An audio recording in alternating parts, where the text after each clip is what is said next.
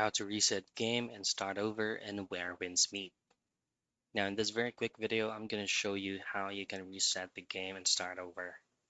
So the very first thing that you want to have to do while you're currently in game is to access your game settings. And above you should be able to see a lot of options, but for you to locate other, just tap on this arrow pointing to your right or tapping in the E keys on your keyboard. Now from other, you should be able to see account info and then choose on bind account.